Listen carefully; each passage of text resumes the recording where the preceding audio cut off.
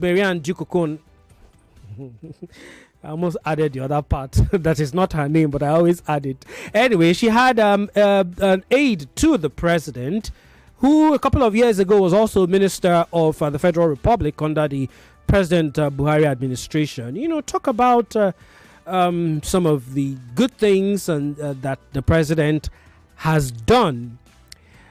In the course of that interview, I also heard them saying they would probably have that conversation again because time not so on their side.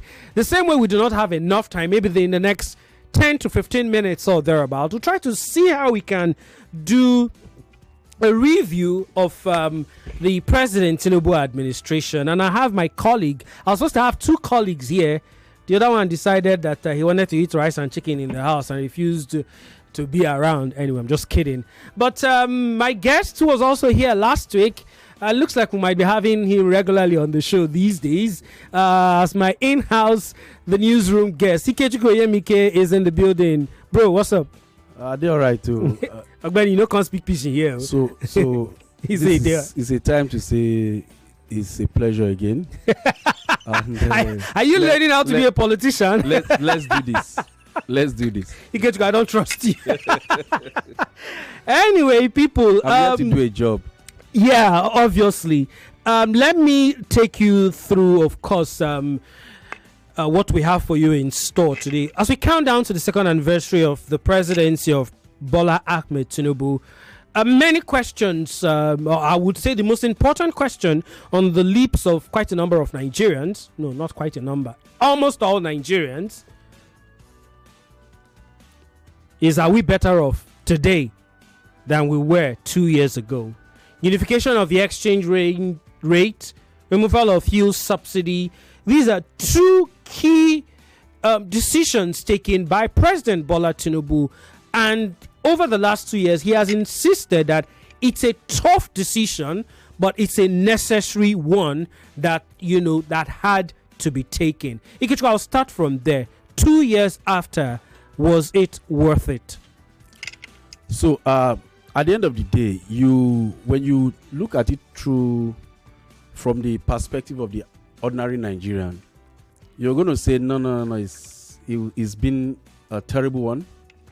But in my head, the way I see it, it's a shade with two colors. Mm.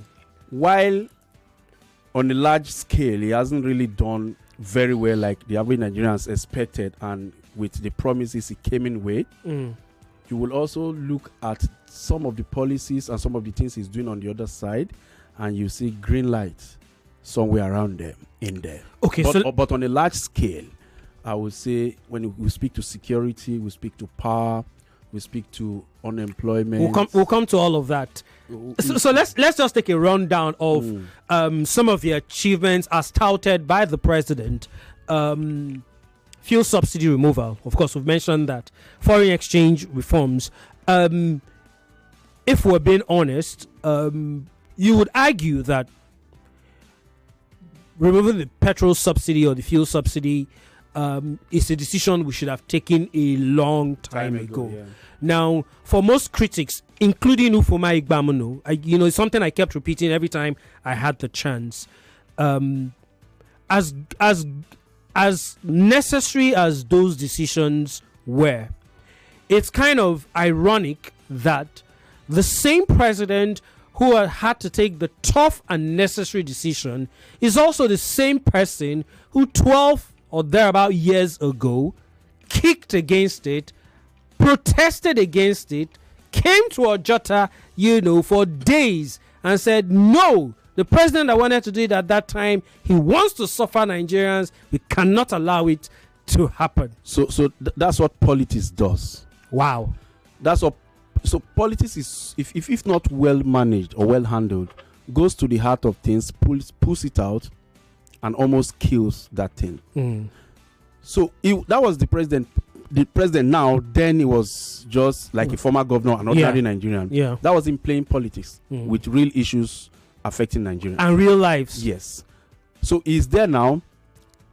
He knew anytime, any day, probably somewhere in his head, he always want to wish, let me be the first president to do it, because he knows, he knew at any time all along that he was going to be the president someday. At every time of the way, I am very certain that this president knew he was going to be president someday. He planned and for I'm it. sure somewhere in his head he was always wishing he would be the first president to remove the subsidy. But the approach and manner is where I believe many Nigerians had issues with. Because you're going to take such thing away from Nigerians, there should be a soft landing almost immediately. Or on the alternative, let that soft landing already be there for a while. But in fairness to President Tinubu, the 2023 budget at the time made no provisions for subsidy after May 30th. But just a second. Okay. Also, the PIA that had come into play December of 2022 already meant that Nigeria was supposed to go through the deregulation process and not have to pay for petrol subsidies from the 1st of June. So you could argue that the president really, even though which I think is a bit of an error, that announcement on May 29th, the first day he took office, subsidy is gone. I thought that was quite not needed, because if he had waited just 24 more hours, subsidy officially would have gone without him having to announce it. But he's the president. And the question is, could he have done things differently? Because it's his call. Whether the PIA didn't make provision for it or made provision for subsidy to be gone, whether the budget of 2023 didn't have any room for subsidy. Another question again would be, did the president at any point propose supplementary budget? Yes. He did. So he would have also proposed supplementary budget for subsidy. So the question is, remove subsidy, but what the path to removing it should have been properly arranged so that by the time you remove it, the pains, because Nigerians bear this pain. Of course, you want to say suffer before pleasure, like my late father will always tell us. The people in government today are not suffering before pleasure. They are not sharing in that ideology. The ordinary Nigerians are the ones sharing it. So I always believe you can do this thing, but do it differently in such a way that the pain will be so minimized for Nigerians. He didn't do that. So let's talk about the foreign exchange part. We saw, when that whole unification of many economists have argued that it was about time we did that. That we had been living in a fallacy, so to speak. So we saw the dollar it almost got up to 2,000, but now it's hovering between 1.5 and 1.6 or thereabout. But we have also seen that increase the cost of goods and services, such that things we used to buy for 30 naira 2 years ago or before 2 years ago, we're buying it at 100 naira right now. If you go to the restaurant to buy egg, it's between 300 and 400 depending on where you are. I'm not sure we used to the size of the egg, the area you are, and all of that. I'm not sure we bought egg 300 to 400 2 years ago before the administration of President Tinubu. So in that sense, as good as the decision actually is, on the long run, 2 years after, has it been the best? Would you want a situation where we go back to how we used to float the naira? Do you think that we need that? So for a country that is so import dependent, for a country that is heavily laden with poverty, I think, like I said, with the subsidy thing, ways of doing things should have matters. So the president should have done things differently. So I think the rush to do these things, you didn't check the effects. Brilliant ideas, but at the end of the day, again, you will look at the people this thing will impact. The price of egg has not been the same again, and that tells a lot on the average Nigerian that needs protein. The price of this and that, transportation and all that, has not been the same, and people's salary has not gone up. Unfortunately, let's just take the last 2 years into perspective. Yeah, people's salary have not really gone up. So these decisions, when you take them, what are the impact it will have on Nigerians?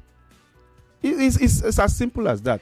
And on that ground, I would say no. How about infrastructure? So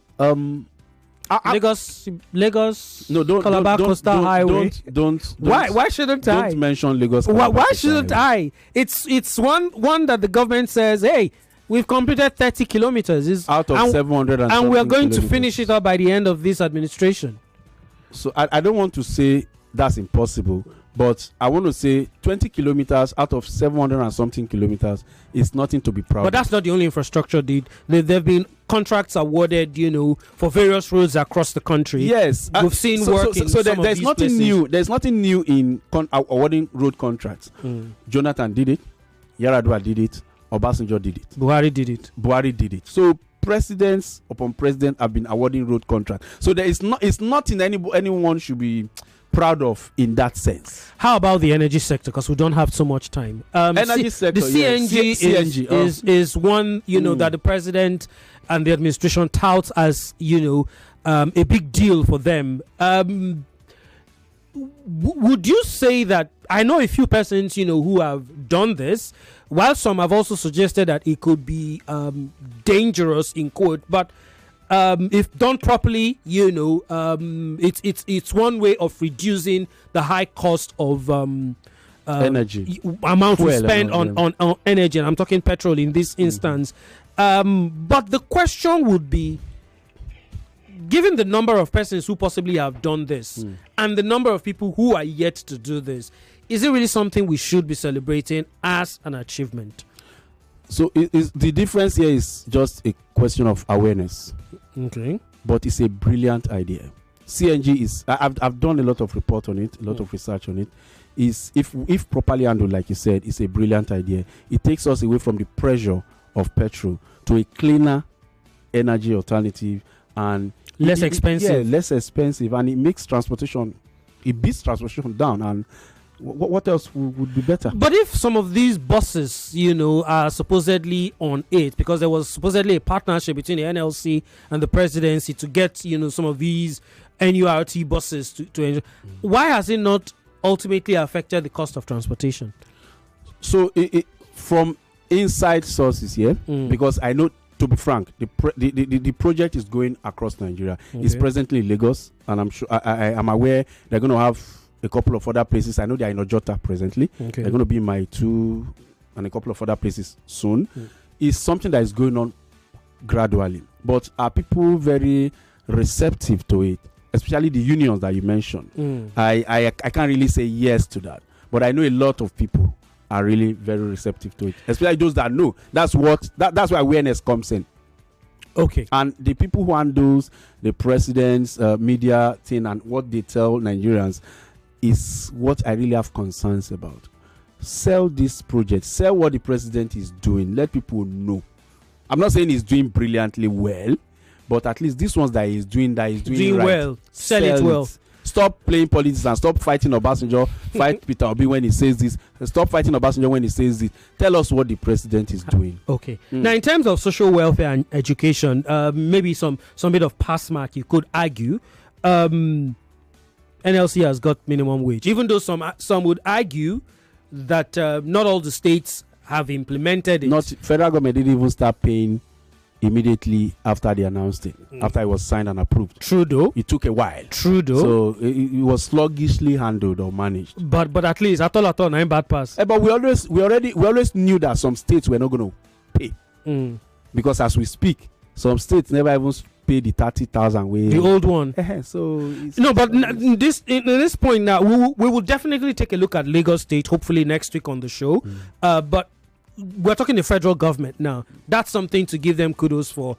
If even though NLC says, hey, it could be more, we want more, but so kudos in terms of number, but in terms of value, I don't see any kudos in it, because the value of that money that has been added is nothing compared to the issue that had been created, inflation, before the money came. So it's like you're throwing how did they talk again for English? You want to throw a pinch of salt inside big water. If that drop pigeon, of salt. If that pigeon explains drop what of is salt. in my head. So basically, you've channeled your inner Wazobia now. So it really didn't cut it.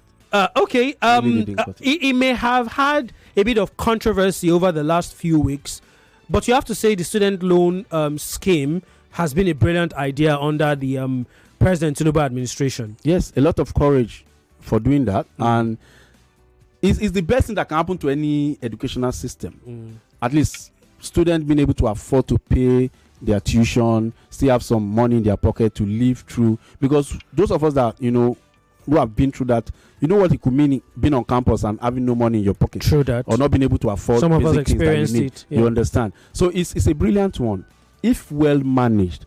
But some of these projects or ideas, Nigeria always have a way of happening to them. We've had allegations of some institutions mismanaging it or increasing the money.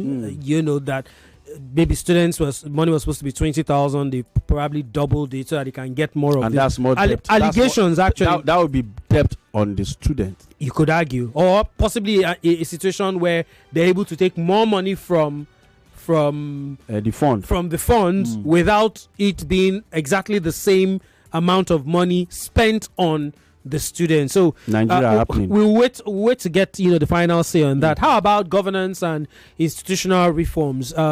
We saw the local government autonomy. We've been seeing that hasn't really worked. Well, it hasn't really taking effect, but you could also argue that it's something possibly to celebrate. At least the thought came out. So it's not worthy of celebration until it begins to manifest in the life of the average Nigerian. The governors, the resistance they've shown to that idea is enough to say no or not give it a good mark. I don't want to say pass mark here, because if the Supreme Court have gone to the extent of ruling over it, and the governors are saying no, which is even dangerous. If it's a dangerous precedence, judicially, and in every wise you want to mention. True that. Because it's an example that you don't want to be repeated across other sectors. The local government need to be free for real development, grassroots development at that matter. But at this point, it's not happening, and it's sad. Okay, the elephant in the room: security. It's not. There's absolutely no achievement. I'm not even going to entertain that whole talk of, we gave this, that, we increased the budget here, we got this. It has been a disaster, so to speak, over the last 2 years. At a point in time, even the Federal Capital Territory, people were scared in Abuja. Abuja supposedly, is supposed to be the most Today. Yeah, we got the news today. Kidnapping in an estate. In an estate. So it's been worse. Like, Buhari in his time was always giving himself this credit of, before we came in, Boko Haram were in some local government, and when we came, and in all fairness, the Boko Haram fever died down a whole lot before Buhari left. Even in the first year of this president, we didn't really hear much, but today Boko Haram has come back to some have insinuated that the rise of ISWAP stroke Boko Haram has more to do with politics than the real security issue. But like it reminds you of the latter years of the Jonathan administration. But at the end of the day, the overall effect is that there's insecurity, whether it's politics or whether it's man-made or whatever it is. The Borno State governor last week, what did he was pointing at? Accused politicians and politicians. So at the end of the resultant effect is that there is insecurity, and the average Nigerians suffer. The governors don't suffer from it. True. The commissioners don't suffer from it. True. The senators don't suffer from it. It's the people, the Nigerians that you are there to govern, are the one that suffers from. You have to pay millions of naira on ransom, and even in some cases they collect the ransom and still kill people. Many people don't even have access to their farms anymore. They have to pay through their nose to get access to their farms. Some don't even go to the farm to work themselves. They have to send like middlemen. So it's funny how security wise things have really gone south. Finally, let's talk health. So as long as these government officials still go abroad to get medical treatment, let's not say government officials. Let's start with the president himself. We can't really say. The last time he traveled, they say he went to reflect. He went to think. But he has officially also gone for health purposes. So as long as that keeps happening, there is no pass mark. There is no pass mark. Even what Ali Pate, even there's with no all pass Pate mark. has done in the healthy. There is no pass mark because if it's good enough for you to announce it and say this is an achievement, the president, the number one citizen of the country, should not be going abroad. Benefit from it. He should partake in using it. Okay. That's just my take on that. All right, Lagos. Just for the records, in case you do not know, the president will be in town here in Lagos tomorrow for the ECOWAS 50th anniversary and, of course, some commissioning maybe of projects. Our Lagos Calabar Coastal Road. I think I need to check that press statement from the presidency if that was part. If that's part of it. What will he be celebrating in Lagos as an achievement if he doesn't do that? Because it's about 2 years. Okay, so while in Lagos, yeah, it's part of it actually. While in Lagos, President Tinubu will on Saturday, May 31st, commission some projects of the administration. Among them are Section 1 of the Lagos Calabar Coastal Highway, the Lekki Deep Sea Port Tax Credit Concrete Road, the flag off of the Section 2 of the Lagos Calabar Coastal Highway, and the 7th Axial Road. So, of course, these are some of the projects he would commission here in Lagos. But you have said that, hey, we've just done 30 kilometers. Well, they say it's Section 1. So let's celebrate the one we've done already. You know, we like celebrating things. Carry camera everywhere.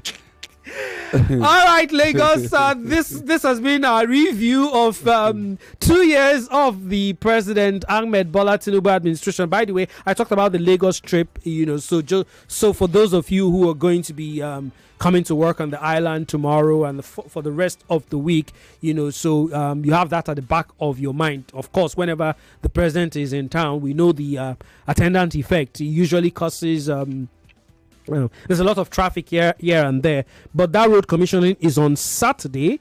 Tomorrow, actually, the president will be at the Eco Hotel and Suites, you know, for the 50th anniversary of the ECOWAS. Remember, he is the chairman. VI, stand up.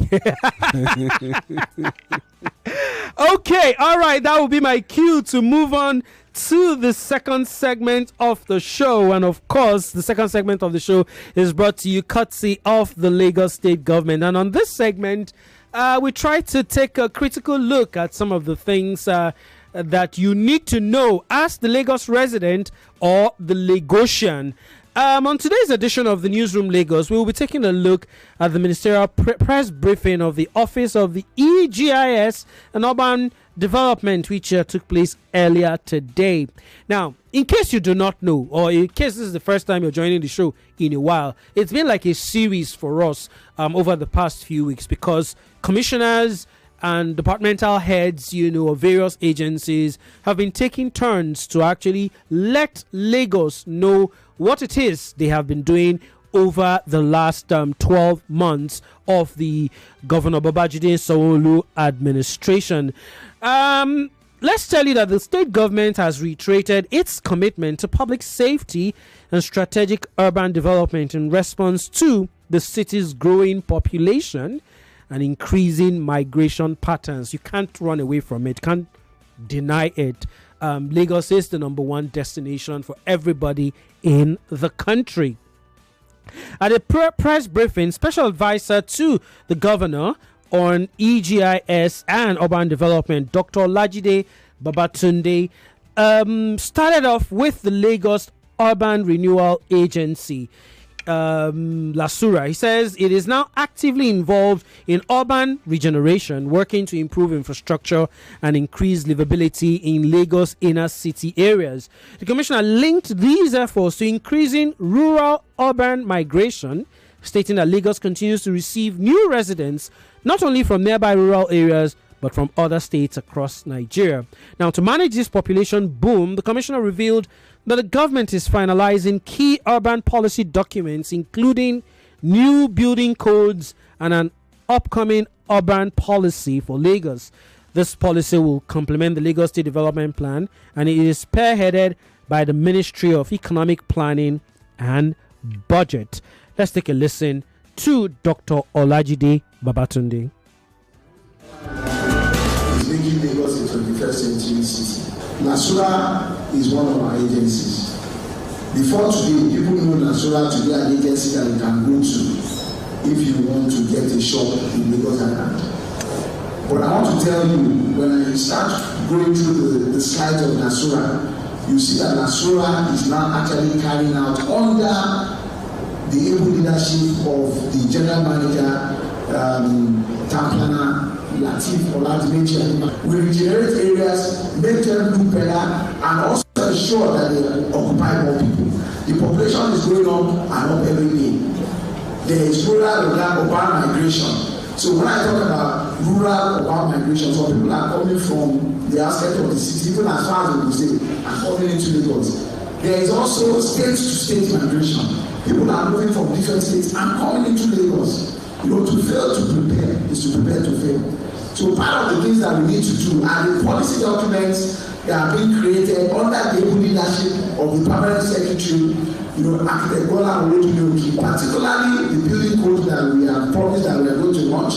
Watch out for the building code. Very soon we are going to launch the urban policy for Lagos, which is going to tie to the Lagos development plan that is being produced by the office of the Honorable Commissioner for Economic Planning and Budget, because it is impossible for you to have a Lagos development plan without having urban policies that guide them. Because when do you know when an area is supposed to be regenerated? When do you know when the master plan is supposed to be reviewed? When do you know when the master plan is supposed to be reviewed? There are so many things that are contained in the other urban policy and the building code that will cascade into the Lagos development plan, which has already been done and I think is already due for review, even though it's a living document in the 25-year plan. But we are going to work with Office of Economic Planning and Budget to ensure, you know, that our input as the Office of Urban Development, you know, is respected. That was the special advisor to the governor of Lagos State on EGIS and urban development, Dr. Olajide Babatunde. Now, if there's one issue that quite a number of Lagosians are really worried about and are looking for solutions, especially from not just the people, but also from government, it is the question of unsafe building practices, you know, which in some cases have led to building collapses, people dying, you know, and all of that. Now, the Lagos State Building Control Agency has reeled out what the agency is doing to clamp down on unsafe building practices and restore public confidence in the urban development currently going on right here in Lagos. The report also reveals that just 159 buildings were identified as having verified building insurance policies, raising questions about risk management practices among developers in a city known for occasional building collapses. Once again, we'll have the essay who is trying to tell us that enforcement of these policies remain key. You know, to improve monitoring and enforcement effectiveness and efficiency, LAPDA is acquiring up to 60 operational trucks and other equipment. 866,000 number of infractions. 8,663 number of infractions were detected by the agency as part of the building ownership and developers in the state. So 8,663 infractions. The total number of authorizations that have been granted during this year under review, 1,136 authorizations have been issued this year. Right? So if yours is not amongst this 1,136, please, you need to go back to NACA and check. We are currently staging, when we do state certification, we are staging 2,232 properties as of today. That's a lot. 2,232 properties are being staged. We have issued, including for LBIC property that was recently commissioned by Mr. Governor Malale. You know, we have issued 215 certificate of completion and fitness for habitation. Every single time that you commence a construction, we are going to issue you a letter of authorization. We are going to follow state certification together with our staff as we're doing it now. And from the 1st of June, with the CAP agents, which is the certified operators, to stay the building until when you finish. When it is done and everybody signs, we'll give you what is called a certificate of completion and fitness for habitation. The implication of this is that even if you have completed your building and you do not have a certificate of fitness for habitation, go back to NAPA, go to the district offices and say, my building, it has been there for 30, 40 years old, but I need a certificate of fitness. The certificate of fitness is issued every 5 years. NAPA will give it to you every 5 years. They will send our agents out, to go and check the fitness of your building and give you a certificate. Once we give you a certificate, if for any reason something happens, then that means that NAPA and the government is liable because we give you a certificate. But if they are not giving you a certificate and your building collapses or anything happens to your building, then you'll be punished by the law. Okay, you heard that, right? You need that certificate because if you don't and anything happens to your building in terms of collapsing, then you will be facing the law. Essay to the governor on urban development there, Dr. Babatunde Olajide giving his thoughts. He also talked about illegal demolition and urged residents to report any suspected case of it. He says illegal demolitions are not permitted in Lagos State. Because if you are talking about illegal demolition is something that is done without the approval of government. So illegal demolitions go on every day, and we say if you see something, say something certain. So if you know illegal demolitions, it is better if you come and tell us so that we really go there. Because sometimes myself and the PS were driving around, and we tell the director of enforcement that demolition, we go and check whether they have the permission to demolish. Those are illegal demolitions. Do you understand the point? If you are talking about something else, I'm not sure, but illegal demolitions are not permitted in Lagos State. You will find anybody carrying out illegal demolition to the extent that somebody gets injured or dies, the person will be brought to the full wrath of the law. I can tell you that since I took over the office of urban development, since I've been working with Architect Bola Owodunioke, who was the former permanent secretary of LAPA, former general manager of LAPA, now permanent secretary of the office of urban development, we do not collect money from the state purse for demolition. We don't. So you need to know that. So if you find any money in the budget that is for demolition, it must have been before our own time. That's together, because we agreed together that we will no longer be wasting taxpayers' money on demolitions. SA to the governor on urban development, Dr. Olajide Babatunde. I almost called him the name of the governor, Babajide Sanwo-Olu. All right, people, you heard him right there, talk about a lot of things, even as it concerns how Lagos is ensuring or planning to make sure the policies about urban development, do not get out of hand. But of course, it needs your cooperation, because the government cannot do it all alone. How many people are in government? You could count them in your hands, maybe not your hands, but you get the point I'm trying to make. Each and every one of us needs the buy-in, of the state government to ensure that this policy on urban development really works. You don't want a situation where you don't have the permission to build a 3-story building. You have to build for 1 story and you're building 3. The foundation does not support it. And tomorrow, when something happens and the building collapses, we're very quick to raise questions about the government, when probably, most likely sometimes, we are at fault. So the clarion call is that each and every one of us, can work hand in hand with government. This is not to say that government themselves do not make mistakes. They do. They do. And like we always do right here on Nigeria Info, we try to point it out so that we can avoid these mistakes, and Lagos especially can be a better place for all of us, which in turn means that Nigeria will be a greater place. People, that's the much we have for you on the show. Kudos to my producer today,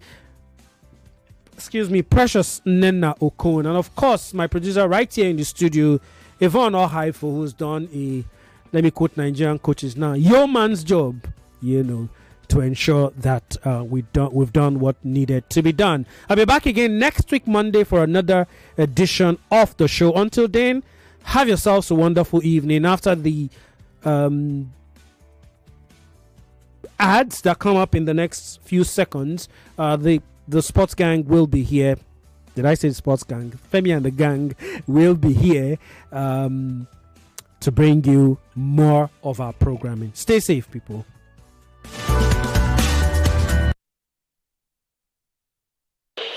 Information is key. It is power.